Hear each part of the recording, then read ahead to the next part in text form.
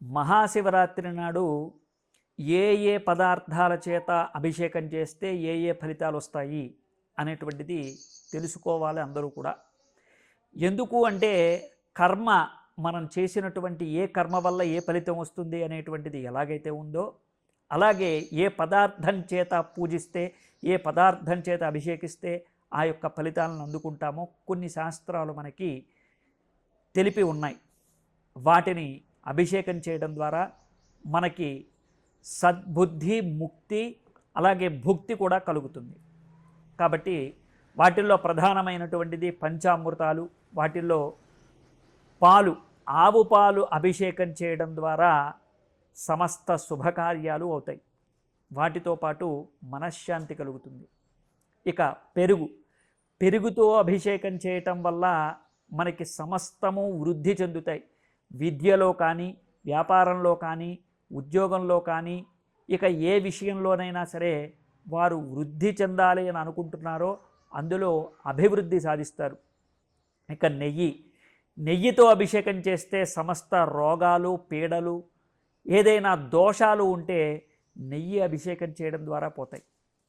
అలాగే తేనెతో అభిషేకం చేసినట్లయితే మనకి రావలసినటువంటి డబ్బులు, లేదా రావలసినటువంటి సుఖం, రావలసినటువంటి అదృష్టం, రావలసినటువంటి ప్రతీదీ కూడా ఆకర్షించబడి వస్తాయి.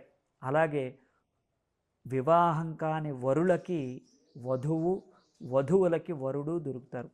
అంతేకాదు తేనెతో అభిషేకం చేయడం ద్వారా సమస్త దుఃఖములు తీరిపోతాయి. అలాగే పంచదారతో అభిషేకం చేస్తే మనశ్శాంతి కలుగుతుంది. పంచదారతో అభిషేకం చేయడం ద్వారా, అంటే చక్కెరతో అభిషేకం చేయడం ద్వారా బహుచక్కని కార్యకలాపాలన్నీ కూడా నడుస్తాయి. అంటే మీరు ఎవ్వరికీ సాధ్యం కాని పనులన్నీ కూడా చక్కెరతో అభిషేకం చేయడం వల్ల మీకు కలుగుతాయి. ముఖ్యంగా మనశ్శాంతి కలుగుతుంది. ఇక ద్రాక్షరసంతో కనుక అభిషేకం చేస్తే శివుడు సంతుష్టుడవుతాడట. అలా సంతుష్టుడైనటువంటి శివుడు ఏ వరాన్ని అడిగినా ఇస్తాడు. అలా ద్రాక్షరసంతో అభిషేకం చేయడం ద్వారా ధనానికి సంబంధించినటువంటివి, అలాగే ప్రాణానికి సంబంధించినటువంటివి ఇబ్బందులు ఏమైనా ఉంటే తొలగుతాయి.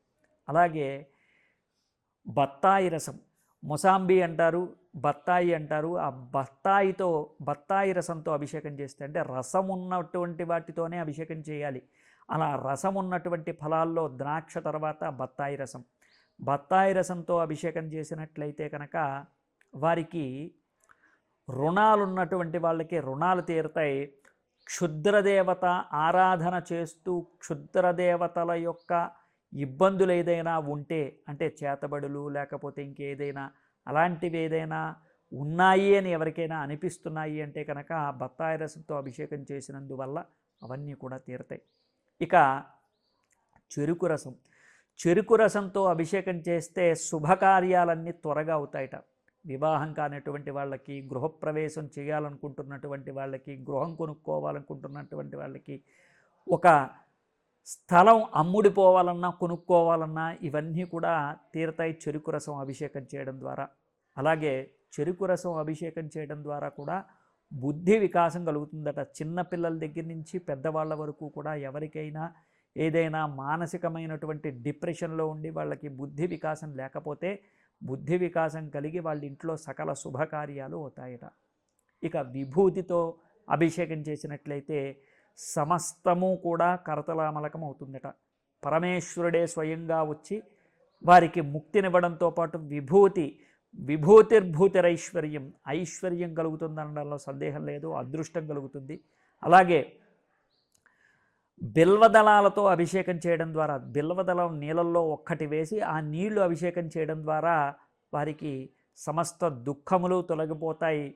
ముల్లోకాల్లోనూ కూడా తిరుగులేనటువంటి అధికారం లభిస్తుంది.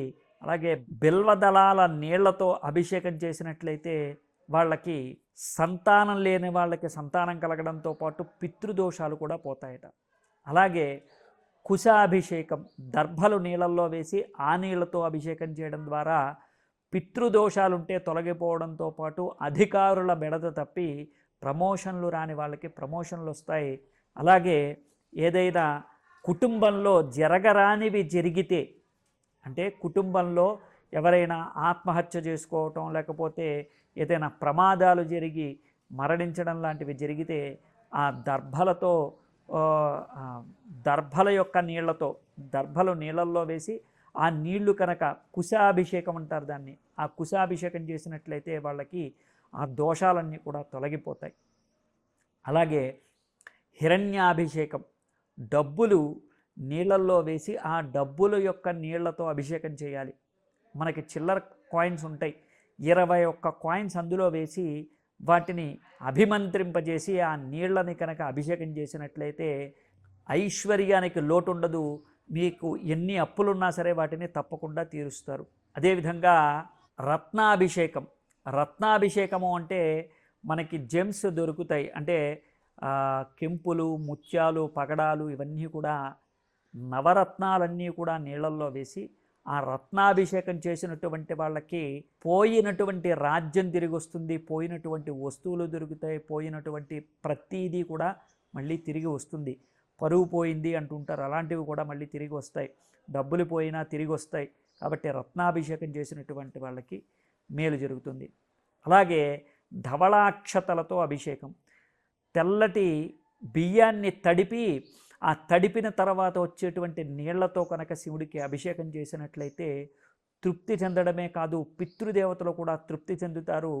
సంవత్సర కాలంలో ఎవరైనా పితృదేవతలకి కనుక ఆబ్దీకం చేయకపోతే ఆ నీళ్లు శివుడి మీద శివరాత్రి నాడు పోసినందుకు వాళ్ళకి పితృదేవతలు కూడా తృప్తి చెందుతారట.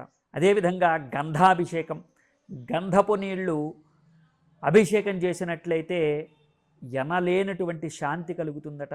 అంతేకాదు ఐశ్వర్యం కలుగుతుంది, అంతేకాదు సమస్త దుఃఖములు తొలగిపోతాయి, అంతేకాదు సమస్త రాజ్యములు అభిషేకించబడతారు, సమస్త రాజ్యములు తిరిగి వస్తాయి. అంతేకాదు గంధపు నీళ్లతో అభిషేకం చేయడం వల్ల అన్ని రసాలతోనూ కూడా అభిషేకం చేసినటువంటి పుణ్య ఫలితం కలగడంతో పాటు ఆస్తికి సంబంధించినటువంటివి లేకపోతే వ్యాపారానికి సంబంధించినటువంటివి ఏదైనా ఇబ్బందులుంటే అవి కూడా తొలగిపోతాయి. ఇంకా అనేక రకాలైనటువంటి అభిషేకాలు ఉన్నాయి. ఓషధులతో అభిషేకం చేయటం అంటే ఓషధి రసాలతో మనకి ఎన్నో రకాలైనటువంటి ఆయుర్వేద ఓషధులు ఉన్నాయి. వాటితో అభిషేకం చేయడం ద్వారా ఎన్నో రకాలైనటువంటి రుగ్మతలు పోతాయి, ఎన్నో రకాలైనటువంటి ఫలితాలు కలుగుతాయి. మనకి ఏవైతే అద్భుతమైనటువంటి ఫలితాన్ని ఇస్తాయో వాటిని ముందుగా చెప్పడం జరిగింది.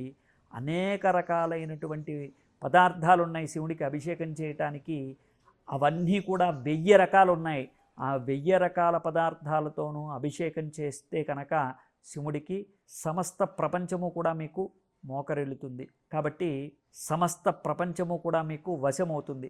కాబట్టి ఇటువంటివన్నీ కూడా తెలుసుకుని మహాశివరాత్రి నాడు అభిషేకం చేయడం ద్వారా మీకు అనేక రకాలైనటువంటి ప్రయోజనాలు ఉన్నాయి. అలా అభిషేకం చేసి మంచి ప్రయోజనం పొందండి. శుభం.